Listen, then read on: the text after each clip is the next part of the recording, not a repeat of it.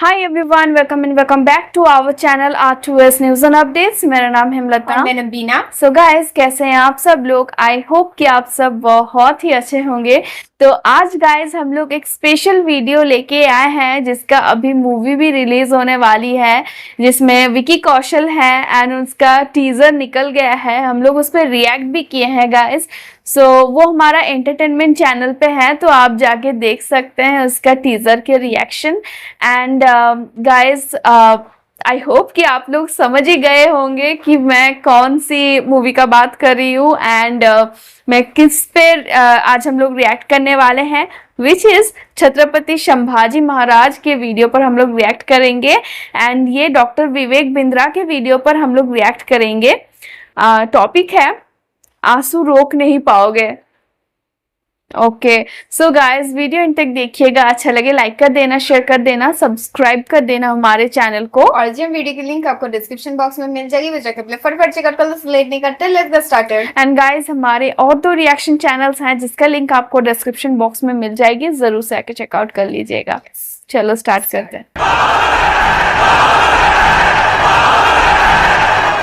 Bounce back.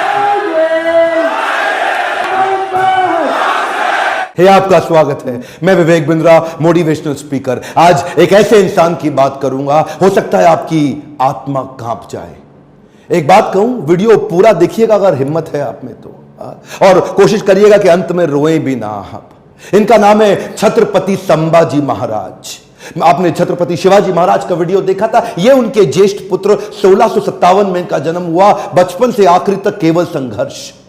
2 साल की उम्र में ही इनकी माता का देहांत हो गया। मां जीजाबाई, जो छत्रपति शिवाजी महाराज की मां थी, यानी कि इनकी दादी, उन्होंने इनको पालन पोषण किया।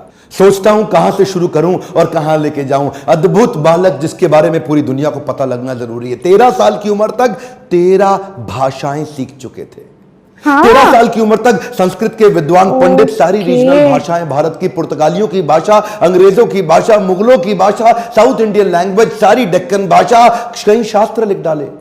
ध्यान दीजिएगा, शास्त्र पढ़ डाले नहीं बोल रहा। 13 साल की उम्र तक 13 भाषा और कई शास्त्र, बुद्ध भूषण और नखशिखा जैसे वो शास्त्र, और कई शास्त्र जहां पे इन्होंने अपने रायगढ़ के किलों की बात करी, गणपति का बहुत सुंदर गुणगान किया। हॉर्स राइडिंग, आर्मरी, तीरंदाजी और बॉडी बिल्डिंग, इन सब में तो इतने पावरफुल थे। एक्चुअली ना, अगर आप ध्यान से देखो तो ये एक रेयर कॉम्बिनेशन है शस्त्र और शास्त्र दोनों के।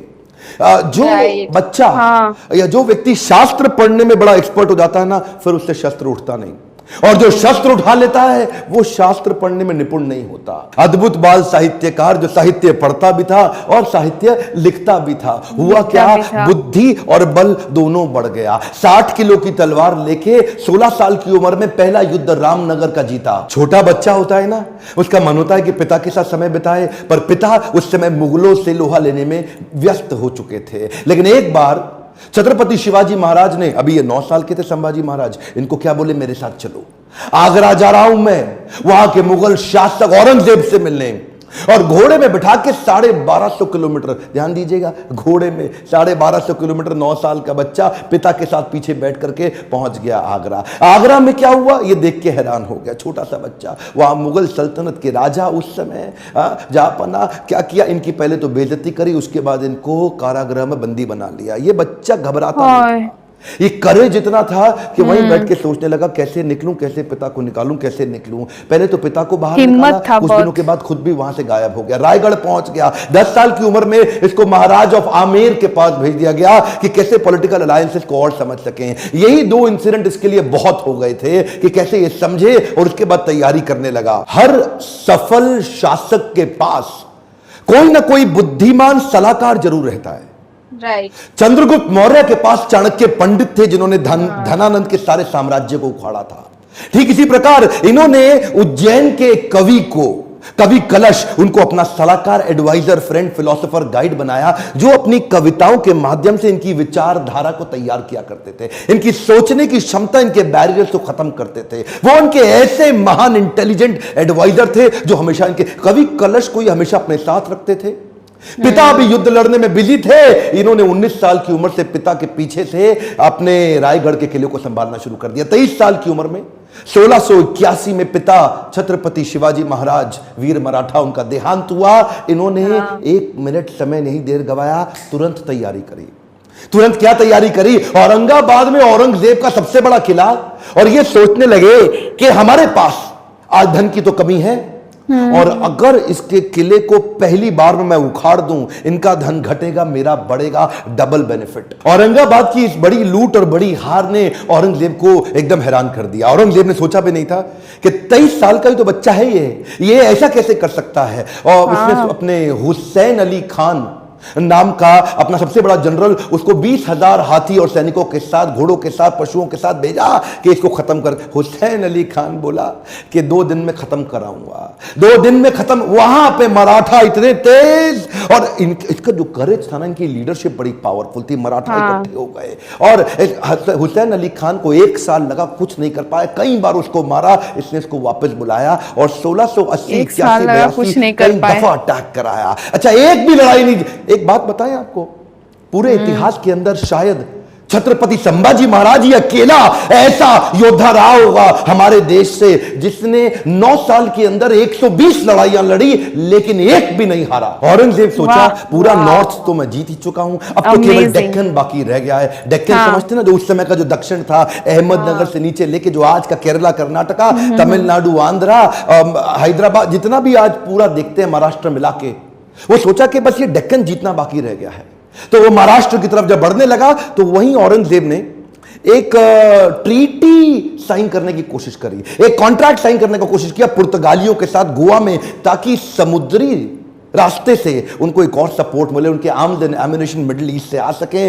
औरंगजेब बहुत तेज था, बोला सोचा नॉर्थ से भी सपोर्ट लूंगा, पोर्चुगीज लोगों को साथ रखूंगा, साउथ से और निकालूंगा, तीनों चारों दिशाओं से खदेड़ के खत्म कर दूंगा। ये तो छोटा सा बच्चा है। इन्होंने जैसे ही पता चला संभाजी महाराज को, सबसे पहले ये गोवा में घुस गए। गोवा में जाकर के इन्होंने पोर्चुगीज को तो उखाड़ उखाड़ के, बहुत फेंक फेंक के मारा, और ये वापस आए। उसके बाद फिर लड़ने की तैयारी करी। मेरे हिसाब से छत्रपति संभाजी महाराज की सबसे बड़ी अचीवमेंट्स में एक अचीवमेंट तो यह रही कि इन्होंने 9 साल तक औरंगजेब को मराठाओं के बीच में घुमाता रहा। औरंगजेब एक्चुअली नॉर्थ छोड़ के यहां आ गया, और मराठाओं के बीच में इतना घुमाया, 8 लाख की सेना, इनकी 20,000 की सेना, इन्होंने मराठाओं को इधर से मार उधर से मार, इतनी लड़ाइयां लड़ी, एक बार भी औरंगजेब जीत नहीं पाया। अच्छा हुआ ये, क्योंकि इनको यहां बिजी रखा ना, जरा ध्यान दीजिएगा, तो उधर नॉर्थ में डेक्कन में बिजी रख करके, उधर नॉर्थ में पंजाब के अंदर, बुंदेलखंड के अंदर, राजस्थान के अंदर स्वदेशी सल्तनतें वापस तैयार होने लगी। उधर 9 साल का गैप मिल गया ना, तो 9 साल के अंदर स्वदेशी ताकतें फिर खड़े होने लगी। हमारे देश के हिंदू राजा वापस आए मुगलों से लड़ने के लिए।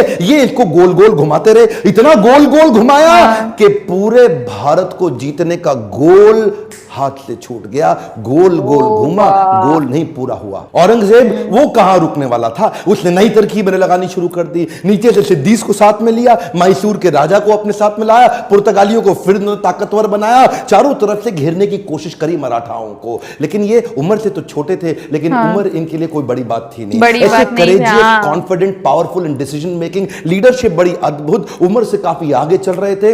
इनोवेशंस बिल्ड करने शुरू कर दिए। क्योंकि धन पैसा कम था, तो उन्होंने क्या किया, अपने इलाके के सारे मोचियों को और दर्जियों को इकट्ठा किया। उनको बोला आओ पेड़ से ना रबड़ का कपड़ा बनाओ निकाल करके, और लकड़ी की छालों को निकाल के तीर बनाओ, रबड़ के कपड़े को उसके आगे लपेट दो, एक तरफ तेल लगाओ, दूसरी तरफ बारूद लगाओ। रबड़ का कपड़ा जल्दी जलता नहीं है, और तेल जला करके तीर को छोड़ दो, जैसे ही जाके निशाने पर टकराएगा, उसका जो गन पाउडर है, बारूद, वो विस्फोट करेगा, भयंकर तबाही मचाएगा। नए नए इनोवेशंस लेके आए। मैं बोल रहा हूं ना, बुद्धि से बहुत तेज थे। औरंगजेब को तो मानना पड़ेगा ना। हाँ, हारते थे, मार खाते थे, फिर खड़े हो जाते थे लड़ने को, हारते थे, मार खाते थे, फिर खड़े हो जाते थे, और अकेले नहीं लड़ते थे, लोगों को साथ में लेके मराठाओं को घेरने में। ये चिक्कादेव राय नाम का एक राजा था, जो इनके साथ पूरी तरह मिल चुका था। इसने क्या किया, छत्रपति संभाजी महाराज ये सबको बोल दिए, एक ने भी अगर औरंगजेब के धर्म परिवर्तन के मिशन में मदद करी, उखाड़ के सारी नस्लें खत्म कर दूंगा, बर्बाद कर दूंगा। मराठा हूं मैं, अपने देश के लिए काम करता हूं। और वो चिक्कादेव राय के बाद पुर्तगालियों को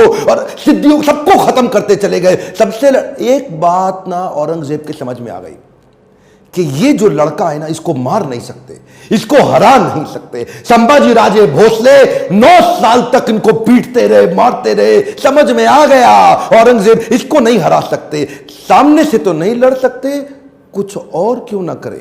और वहीं इनके जो साले साहब थे ना, जो इनकी पत्नी के भाई, संभाजी राजे भोसले की पत्नी के भाई, वो उनको इन्होंने वेतनदारी देने से मना किया, इसकी खबर लग गई। तो वही 1689 का समय गनोजी शिर्के ने इनको ये एक ना किसी गुप्त मीटिंग के लिए अपने पार्टनर जो उनके कवि कलश उनके साथ कहीं गए थे संगमेश्वर में, और वहीं गनोजी शिर्के ने इनके एक जनरल को आर्मी के औरंगजेब के उसको बता दिया कि ये गुप्त रास्ते से जाओ, इनको आप खत्म कर दोगे। और वो लेकर के मामूली से 2000 लोगों को लेके पहुंच गया इनको पकड़ने के लिए। 8 लाख लोग तो हरा नहीं पाए, इनको पता था नहीं हरा सकते, 2000 से हारना पड़ा। क्यों? क्योंकि धोखा दिया गया। गनोजी शिर्के बेईमान हो गए, अपना परिवार का इंसान बेईमान हो गया। हाँ, हमें तो गनोजी शिर्के ने लूटा, औरंगजेब में कहां दम था, अपनी कश्ती वहां डूबी जिधर पानी कम था। गनोजी शिर्के ने वो गुप्त रास्ता औरंगजेब के जनरल को बता दिया। ये लेकर के सिपाही सेना वहां जाके पहुंच गए, निहत्ते जाकर के उनको पकड़ लिया, कब्जा लिया, साथ में कवि कलश और इधर छत्रपति संभाजी महाराज। दोनों करते क्या ना करते, 8 लाख लोग मिलकर के नहीं इनसे लड़ सके।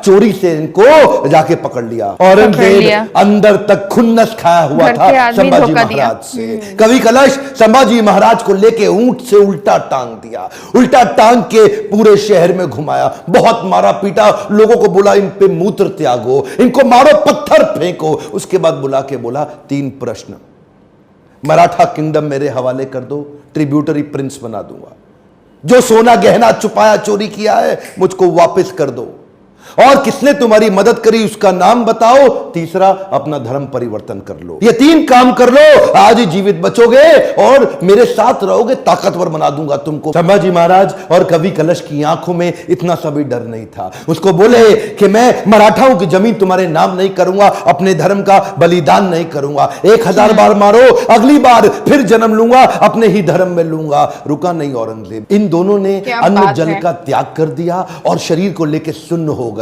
वो उनके नाखून उखाड़ते चले गए, आंखों में मिर्चियां डालते चले गए। उसके बाद जलती सलाखें लेके आंखों में डालते वक्त फिर पूछा, उसको भी डाल दिया। ये बोले नहीं कुछ भी, ये शांत खड़े रहे। पीड़ा बहुत हुई लेकिन ये नहीं बोले हमको छोड़ दो, माफ कर दो। उंगलियां काटनी शुरू करी, पांव की काटी, पांव काटे, हाथ काट दिए, बालों को उखाड़ दिया, वो हाल किया। उसके बाद धीरे धीरे खाल उतारने लगे। हर बार पूछते थे 3 प्रश्न, अपना धन दे दो, जमीन दे दो और धर्म परिवर्तन कर लो। ये सुन्न खड़े रहे वहां पे। ये दर्दनाक सिलसिला 40 दिन तक चलता रहा। औरंगजेब रोज शाम को आके उनसे पूछता था बता दो बता दो, और आखिरी में बोला कि मैं तुम्हारे आगे हार मान गया। मेरी 4 संतानें, अगर मेरा एक भी बेटा तेरे जैसा होता ना संभाजी महाराज, पूरे देश को मुगल सल्तनत बना देता, इस देश को, भारतवर्ष को मुगल सल्तनत बना देता। तेरे आगे मैं हार मान गया। काट डालो उसका शरीर, काट डालो उसका शरीर। टुकड़े टुकड़े कर दिए उनके, वाघ नख लेके छोटे छोटे टुकड़े करके उनको बोला नदी के पास फेंक दो। समस्त मुगल राजाओं में औरंगजेब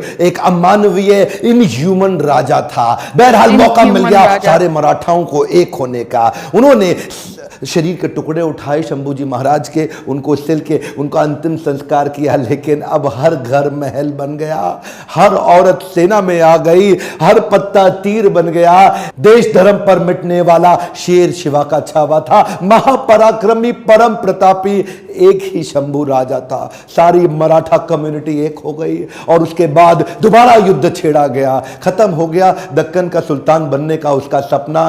कुछ ही साल के अंदर वहीं दक्कन की भूमि में मारा गया, वहीं खत्म हो गया। औरंगजेब देश को नहीं जीत पाया। गर्व है मुझे कि मैंने जन्म लिया ऐसे देश में जहां वीर मराठा संभाजी महाराज का जन्म हुआ। पर दुख है मुझे कि देश आज ऐसे वीरों को भूलता चला जा रहा है। आज मेरी, आपकी, हर मराठा की और पूरे देश की जिम्मेदारी है कि इनकी कहानी पूरे देश को पता लगनी चाहिए। इस वीडियो को आज की तरह पूरे देश में फैला दो, बंद मत कर देना। इस वीडियो को शेयर किए बिना लाइक करिए। अगर आपको थोड़ा भी अच्छा लगा कमेंट में मेरे को फीडबैक दीजिए, और किसका वीडियो आप देखना चाहते हैं। मेरे साथ जुड़े रहने के लिए चैनल को सब्सक्राइब करके हर बार इस तरह के वीडियो देखने के लिए दिल से आप सब कैसे कर सकते हैं। उफ बाप रे।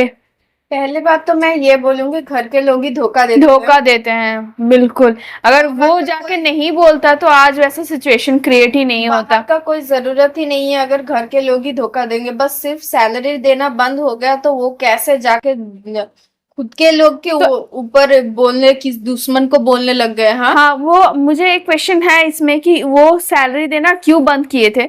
जरूर वैसा कुछ हुआ था, वही सोच के सैलरी देना बंद किए थे, या वैसा कुछ काम वो वैसा नहीं था। ऑब्वियसली मुझे लगता है कि उसको संभाजी महाराज पसंद नहीं थे, कुछ ऐसा सिचुएशन तो उस टाइम पे था। इसीलिए तो। और पैसा मतलब बताया ना पूरा वीडियो में, पैसा कम था, पैसा कम था। हाँ, पैसा कम भी था। हाँ, तो इसलिए वो जाके धोखा दे दिया। वहां पे जाके कैसे कर सकता है कोई इंसान? वो ना घर का आदमी धोखा देता है, वही प्रूव होता है। वही तो। और किस तरह से उनको मारा गया, मैं ये सोचती हूँ किस तरीके से उनको मारा गया, काट दिया। हाँ, और ये लोग कैसे होते हैं कि मतलब एक बार सोचते भी नहीं। अगर तुम्हारे मतलब दुश्मन भी है ना, दुश्मन को भी रेस्पेक्ट दे के मारना चाहिए। अगर तुम्हारा दुश्मन भी है, मारोगे तो रेस्पेक्ट दे के मारो। ऐसे कैसे कर सकते हो किसी के साथ? हाँ, ये लोग मतलब रेस्पेक्ट दे के कोई नहीं मारता है, फर्स्ट ऑफ ऑल। ठीक है, कोई रेस्पेक्ट दे के करते हो ठीक है, लेकिन ऐसा टॉर्चर, हाँ, किसी को एक बार में मार देना अलग बात है, लेकिन किसी को ऐसे पहले आंख निकाल दो, फिर चमड़ी निकाल दो, हाँ, नेल्स तोड़ दो, चीज उन लोगों का है ना, वो तो चीज हाथ काट दो, ये सब करके अभी भी देख सकते हो। कैसे कर सकते हैं ऐसा? मुझे तो समझ ही नहीं आता है कि ऐसा। मैं क्या बोलूंगी, क्या क्यों इतना इस तरीके से वो लोग। एंड उन्होंने लास्ट में एडमिट किया, जो अगर मेरा ऐसा बेटा होता, इतना छोटे से उम्र में, जब एक बच्चे का खेलने का टाइम होता है, उस उम्र से वो अपने पिताजी के साथ जाके वो वहां पे जेल में रहा है। हाँ, है ना, उस जेल में तो तब से उसको एक आइडिया, एक नॉलेज हो गया। इतना छोटे उम्र में कितने सारे लैंग्वेज सीख गए हैं वो लोग, पहले से मैच्योर हो गए थे। हाँ, सब कुछ सिचुएशन देख के, क्या मतलब उनका पिताजी तो जाके फाइट करते थे ना।